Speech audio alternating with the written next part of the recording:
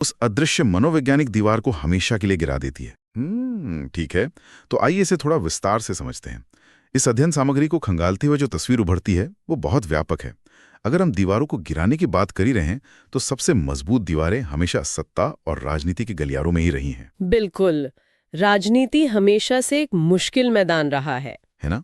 जरा सोचिए, सत्ता का मंच हमेशा से एक ऐसे क्लब की तरह रहा है जहां महिलाओं की एंट्री एक तरह से मना थी।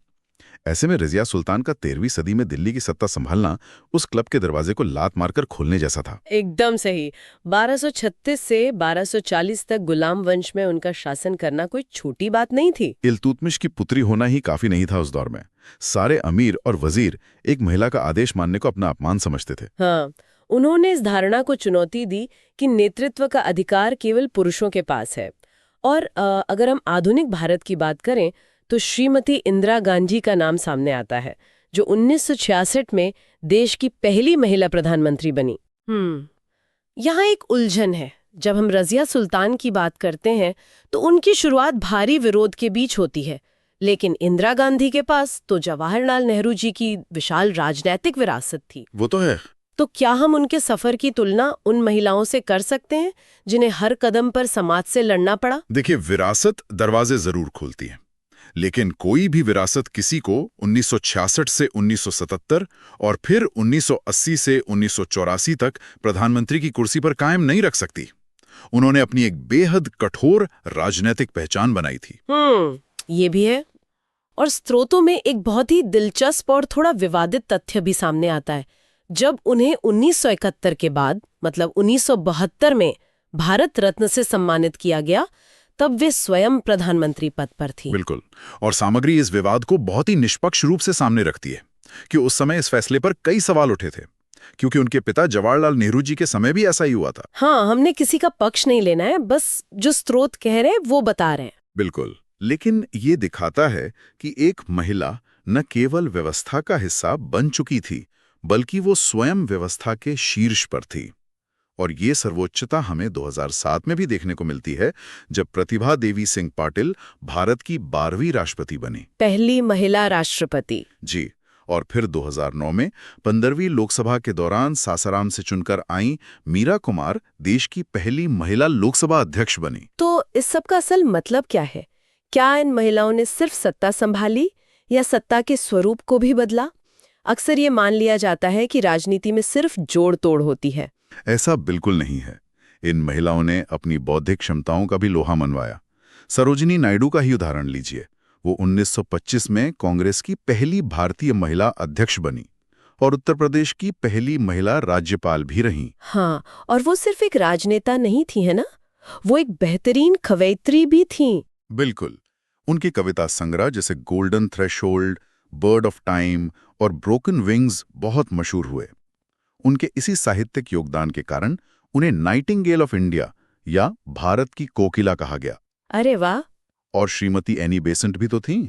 वो 1917 में कांग्रेस की पहली महिला अध्यक्ष बनी। उन्होंने न्यू इंडिया और द कॉमनवेल्थ जैसी पत्रिकाओं का प्रकाशन किया। मतलब वो वैचारिक क्रांति भी ला रही थीं। यहाँ से बात वाकई बहुत दिलचस्प हो जाती है। राजनीति और सत्ता के बाद अगर हम देखें कि जब नीतियां बनाने वाली महिलाएं आगे आईं, तो प्रशासन और न्यायपालिका में कैसे बदलाव आया। वही बात जो मैंने शुरुआत में कही थी, न्याय की देवी वाली। हाँ, वो कोर्ट रूम वाली बात। 1989 तक सुप्रीम कोर्ट तक पहुंचने में किसी असली महिला को इतना लंबा वक्त क्यों लग गया? अगर हम इसे व्यापक नजरिए से जोड़कर देखें तो फातिमा बीवी का 1979 में सुप्रीम कोर्ट की पहली महिला न्यायाधीश बनना सिर्फ एक नियुक्ति नहीं थी। सोचिए, उनका जन्म 1927 में केरल में हुआ था, आजादी से बहुत पहले। हाँ, वहां से निकलकर सुप्रीम कोर्ट तक पहुंचना और बाद में मानवाधिकार आयोग की सदस्य और तमिलनाडु की गवर्नर बनना, वो पूरी व्यवस्था के भीतर से व्यवस्था को बदलने की एक बड़ी शुरुआत थी। और वो अकेली नहीं थी। हाईकोर्ट की पहली महिला मुख्य न्यायाधीश लीला सेठ बनी, जो हिमाचल प्रदेश में थी। और उनसे भी बहुत पहले देश की पहली महिला सत्र न्यायाधीश अन्ना चांडी थी। अन्ना चांडे, हाँ, जिनका जन्म 1905 में केरल में हुआ था। बिल्कुल। और अगर हम प्रशासन की बात करें तो आजादी के ठीक बाद सिविल सेवाओं के कठोर ढांचे में भी महिलाओं ने प्रवेश किया। पहली महिला आईएएस अन्ना जॉर्ज, जो 1951 बैच की थी। और पहली महिला आईपीएस अधिकारी किरण बेदी का जिक्र तो बनता ही है। हाँ। 1972 बैच। सोचिए, पुलिस सेवा को तो पूरी तरह से क्या कहते हैं मर्दानगी और शारीरिक ताकत का प्रतीक माना जाता था। वहां किरण बेदी का जाना और 1994 में रेमन मैक्स से पुरस्कार जीतना ये एक बहुत बड़ा प्रशासनिक बदलाव था। सही कहा। अब तक हमने देखा कि कैसे उन्होंने सामाजिक और प्रशासनिक सीमाओं को तोड़ा, लेकिन इसके बाद बात आती है भौगोलिक और भौतिक सीमाओं को लांघने की। धरती, आकाश और समुद्र की सीमाएं। हाँ, समाज अक्सर ये तय करने की कोशिश करता है कि महिलाएं शारीरिक रूप से कहाँ तक जा सकती हैं। उनके लिए एक अदृश्य बाउंड्री लाइन खींच दी जाती है कि ये काम महिलाओं के लिए नहीं है। एग्जैक्टली। लेकिन इन महिलाओं ने उन दीवारों को नहीं माना। भारतीय रेल की पहली महिला ड्राइवर सुरेखा शंकर यादव को ही देख लीजिए। 1988 में उन्होंने ट्रेन चलाई और मजे की बात यह है कि वो हाल ही में वंदे भारत एक्सप्रेस की भी पहली महिला ड्राइवर बनी है। ये तो कमाल की बात है ना? उनका ट्रेन चलाना या आरती साहा का समुद्र चीरना ये साबित करता है कि कोई भी स्पीड लिमिट या गहराई उनकी हिम्मत से बड़ी नहीं है। आरती साहा, जिन्हें जलपरी के नाम से जाना जाता था, उन्होंने इंग्लिश चैनल को तैरकर पार किया था। 16 घंटे 20 मिनट तक तैरना।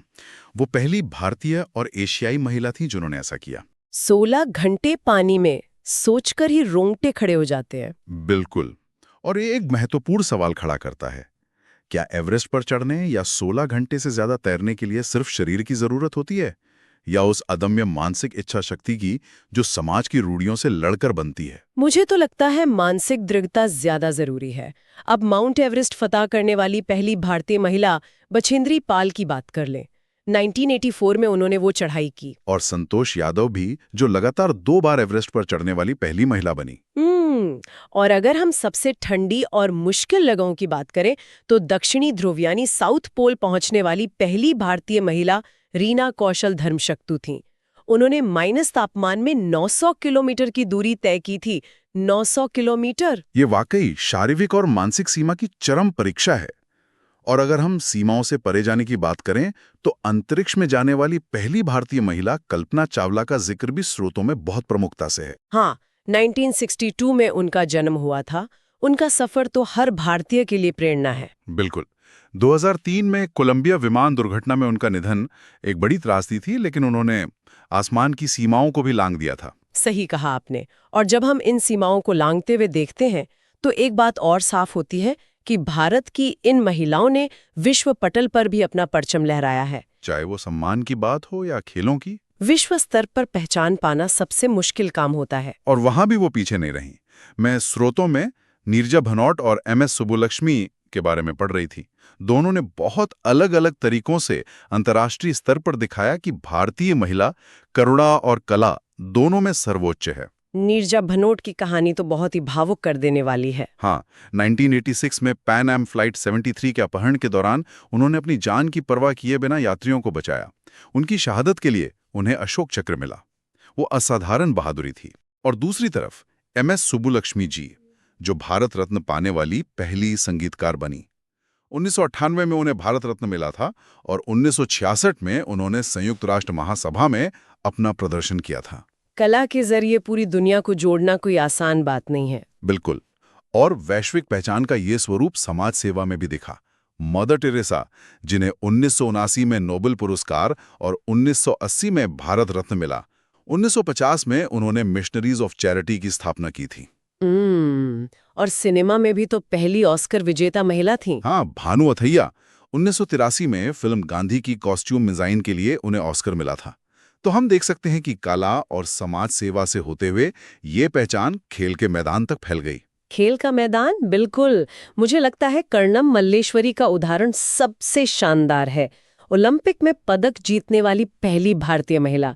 2000 के सिडनी ओलंपिक में उन्होंने भारोत्तोलन यानी वेट लिफ्टिंग में कांस्य पदक जीता था। और वेट लिफ्टिंग जैसे खेल में जहां हमेशा पुरुषों का वर्चस्व माना जाता था, हाँ, एक भारतीय महिला का वहां जाकर मेडल जीतना, ये एक बहुत बड़ा तमाचा था उन रूढ़ियों पर जो महिलाओं को कमजोर मानती हैं। उनका वो मेडल जीतना भविष्य की महिला खिलाड़ियों के लिए सबसे बड़ा प्रेरणा स्रोत बना। उसके बाद तो जैसे खेलों में भारतीय महिलाओं की बाढ़ आ गई। एग्जैक्टली। PV सिंधु को देखिए, 2016 में रजत पदक। साइना नेहवाल ने 2012 में कांस्य जीता। मैरी कॉम तो 8 बार विश्व मुक्केबाजी चैंपियन रहीं और 2012 में ओलंपिक कांस्य भी लाईं। और दीपा कर्माकर भी, जो जिम्नास्टिक जैसे मुश्किल खेल में क्वालिफाई करने वाली पहली भारतीय महिला बनी। इन सब ने दिखा दिया कि जब मौका मिलता है तो वो दुनिया जीत सकती हैं। अगर हम आज की इस पूरी चर्चा को समेटें तो हम दोनों शायद इस बात पर सहमत होंगे कि स्रोतों में दिए गए ये नाम केवल जीके के तथ्य नहीं है। बिल्कुल नहीं, ये साहस के ब्लूप्रिंट है। हाँ, और ये ज्ञान इसलिए महत्वपूर्ण है क्योंकि ये हमें बताता है कि इतिहास रचने के लिए एक बार सबसे आगे खड़े होने की हिम्मत दिखानी पड़ती है। सही कहा। और इन स्रोतों में हमने उन प्रथम महिलाओं के नाम पढ़े जिन्हें इतिहास ने दर्ज कर लिया। क्योंकि उनके नाम किताबों में है। लेकिन सोचने वाली बात यह है कि उन अनाम दूसरी, तीसरी या चौथी महिलाओं का संघर्ष कितना बड़ा रहा होगा, जिनके नाम किसी किताब में नहीं है, लेकिन जिन्होंने उस खुले हुए दरवाजे को कभी बंद नहीं होने दिया। जब हम किसी क्षेत्र में पहली बार कोई कदम रखते हैं तो वो सिर्फ हमारा कदम नहीं होता, वो आने वाली पूरी पीढ़ी का रास्ता होता है।